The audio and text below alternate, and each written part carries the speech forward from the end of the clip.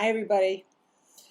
I'm doing a little message to you today to talk about my upcoming class that starts in a couple of weeks here on CMED Reflections. It's called Our Cosmic Sacred Contract, Exploring the Archetypal Journey that we share. I have a particular interest in this class, as I do all my classes. But I have loved to study the power of archetypes for years. It's my new puppy. For years. I got involved with archetypes, I think 30 years ago now. But it was that first reading when I was with Norm Shealy, and I didn't know about archetypal patterns at that point, other than what I'd read with Plato when he referred to the gods as archetypes, but I didn't think about it, right? But I did this reading on someone, and I thought, what is that? What is that I'm picking up? What? Because it didn't feel like a physical illness. It didn't feel like a psychological trauma. I thought, what is this pattern? And I said to Norm, do you have a child in your room? Do you have it? And Norm did not treat children. And he said, no, it's a grown man. And I said, what the heck? I just feel like I'm dealing with a child. And then Norm privately told me that he was very much like a child. His emotions, his psychological, his patterns. That was the first time that I encountered the child archetype in a reading. And I thought, what is this, right?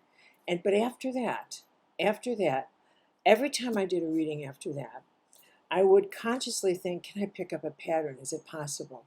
And I did, more and more and more and more. And out of that came a body of work called Sacred Contracts, because from that, the progression of my own thinking was that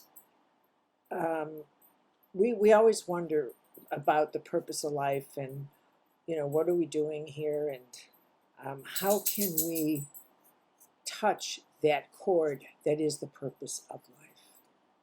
And it makes no sense to me, as I'm sure it doesn't to many of you, that we just wildly dropped from the heavens and here we are, or that birth is a casual thing and life is casual. It just can't be. It isn't.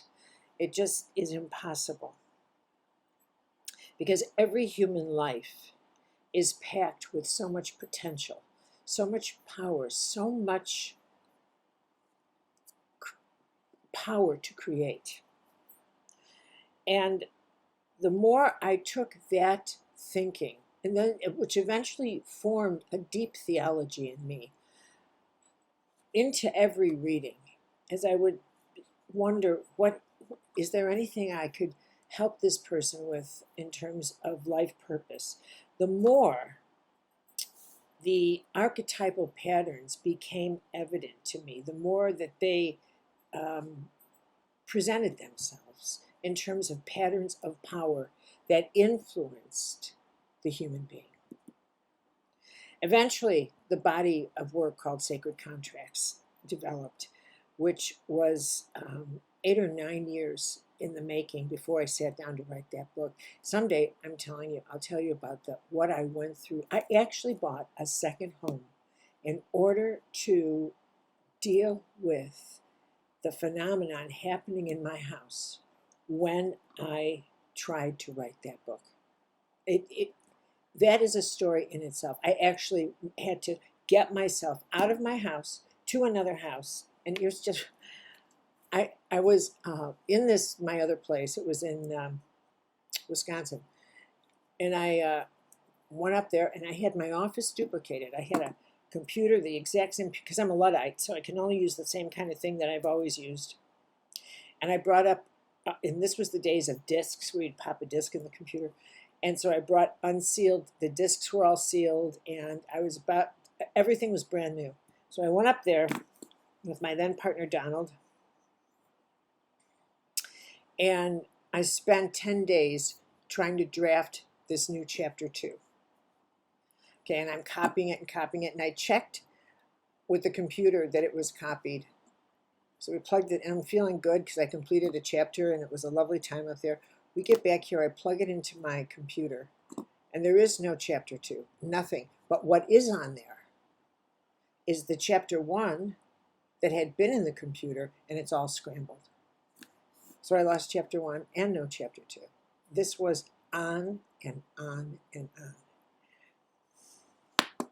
And when Tammy Simon asked me to record Sacred Contracts and to go through these archetypal patterns and actually make it an audio series, I had my late, dear, beloved friend Jim Curtin come with it, because I said, Jim, I don't want to open this nest of power again. It's just, you know, I had him stay with me and go to the studio with me. When I tell you that archetypes are power, I mean it. And I know from whence I speak.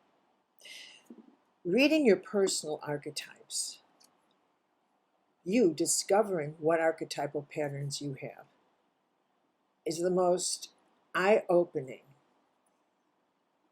trove of wealth inside of you that you can uncover. I mean, next to figuring out how to get into the holier soul, this is it. Because you're looking at your cosmic map. And you're looking at the governing patterns that are like your parameters in this lifetime. For example, you could want to be an actress, or you could want to be an entrepreneur. I could want to be an athlete because I so admire athletes, and I so admire dancers and people who can move their body like that. But I could pay someone $5,000 a week to train me at the gym, and it's just never going to happen.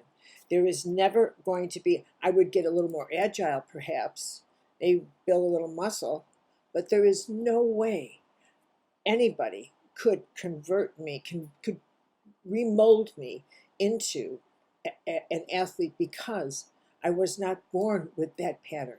I simply wasn't born with it. And people who want, like, for example, they have dreams about becoming, you know, an actress, or dreams of becoming this or that. But if you don't have the pattern, and that's what became so fascinating, which I thought, are we assigned these patterns before we're born? And if so, it is our destiny to be governed by these and to work within these patterns and to expand and explore them, because they're so unlimited. Now, the way creation works is that none of us is creating alone. We are part of the collective, as Jung would say, the collective unconscious. And our archetypes, our archetypal patterns, are attracted to other patterns or to other people. You're attracted through your patterns. Knights find princesses or damsels. It's healers, rescuers can look for people that need rescuing. Patterns seek each other out, in other words. And it is from that collective of patterns finding mutuality or avoiding other, like addicts find addicts, that larger enterprises get created, larger events, and finally global events. Nothing just happens. We are the engines of everything.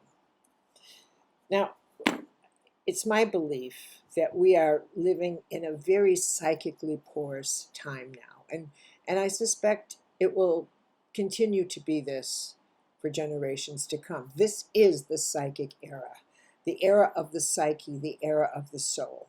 And I think, you know, spiritually, we're moving into an age of biospiritual ecology, where how we understand the force that's created the universe, the force that gave us the capacity to co-create, is we will understand that force not as an off-planet human being that looks like a man, and etc. Those days are waning, thank you, God. But we'll understand those the nature of the divine as a biospiritual ecological force of creation, that it is in the laws of the universe. It is in the laws of creation. It is built into the laws of our biology. It is built into the whole. And that the language, the way in which this impersonal universe, because archetypes are impersonal power systems, they become personalized within each of us. So they are two things. They are impersonal and intimate at the same time. The divine, that is the nature of the divine, completely impersonal while being incredibly intimate. And the intimacy, the language, the intimate language of the divine is prayer. Now, I have wanted to look deeply into a class in which I talk about your personal archetypes and how events come to pass, how you look at them, and then how you can connect to what's unfolding in the world around you. Because believe me when I tell you, you're participating in it. You're participating in all the events in some way because all life breathes together. Some events more than others. But the energy of these events filters into you and your energy into that event. That is why, I cannot emphasize enough how important it is to understand the power you have as an individual, the power of choice that you have, how every single choice you make and how you form those choices, the very words you select in the privacy of your office, how the very words you select make an impact on the whole. It's a power wonderland. This is so extraordinary. And so I'm going to do this class. It'll be 6 classes. And this is the kind of class that could erupt into 2 classes. You know what I mean? If I get going, and there's a chance I will. I'm going to start the first session with archetypes and the power in the cosmic field. So I'll lay a whole map out for you. And then how co-creation works. This is going to be a delicious class on that Thursday evening. And we'll talk about the languages of God, etc. And then the 3rd and the 4th will be identifying your personal archetypal patterns, because connecting you to the whole is far more thrilling if you have some skin in the game, like if you have your archetypes in the game.